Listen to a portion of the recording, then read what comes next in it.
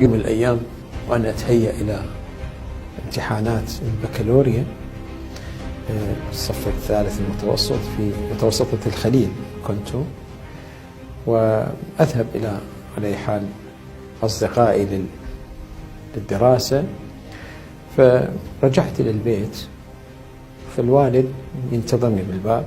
تأخرت قليلا يعني، وكان التأخير في الليل يعني شيء مخيف جدا، فالوالد الساعة 9 لازم احنا في البيت. جيت شوي متأخر 9:05 9:10، فرأيت الوالد في الباب وجدا قلق. في هالأثناء اللي هو شافني وسلمت عليه جاءت مفرزة من الأمن، فقال الوالد تفضل معانا. وين كذا؟ قال 5 دقائق بس، 5 دقائق ترجع. زين، أنا أخوتي الأخ الكبير من فترة هو هاجر العراق، والأخ الثاني أيضا عنده مشكلة أمنية، واعتقل عدة مرات وعذب أيضا، هرب بشكل أو بآخر. فبقيت أنا وأخي الآخر يعني، ونحن صغار كلانا لا نتجاوز 15-16 سنة. فالوالد على أي حال نبهني، بابا أنا رايح وكذا، دير بالك على خواتك وكذا، موقف عاطفي كبير يعني. فذهب لبس عمامة الخضراء، هو كان يرتدي العمامة الخضراء،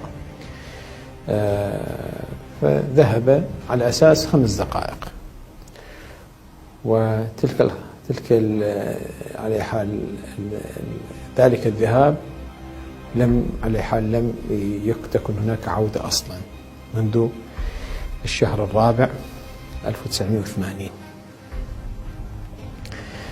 احنا في واقع الحال تعرف عائلة منكوبة وما عندنا كبير ونحن صغار، والكل يخاف، الأعمام يخافوا، الأصدقاء يخافوا، من نريد أن نلتمس منه أنه اسألوا عن والدنا، لا أحد يعينك في ذلك.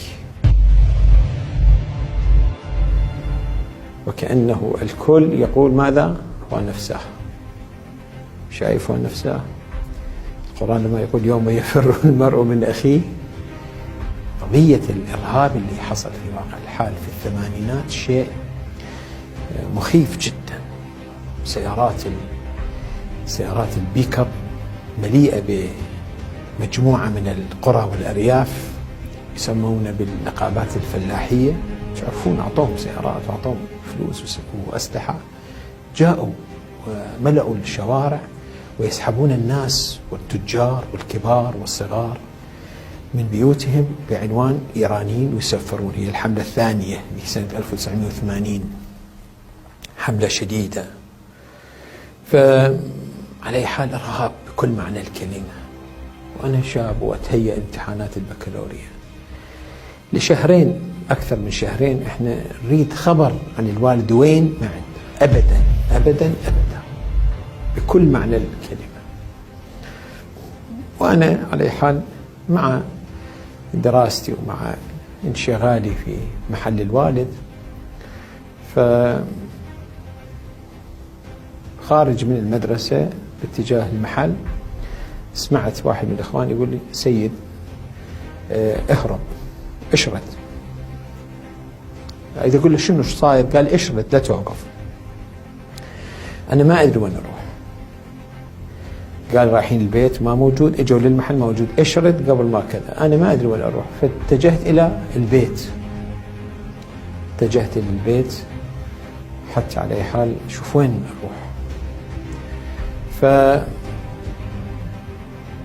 قالوا لي أنه هنا لا تبقى، بقائك هنا يعني يأخذونك. ليش؟ ما أدري. لو واحد يعرف أنه مسوي جريمة مسوي قضية أتحمل تبعاته، بس أنا شاب وبريء وما عندي أي لا انتماء سياسي لا انتماء تنظيمي لا أبدا أبدا.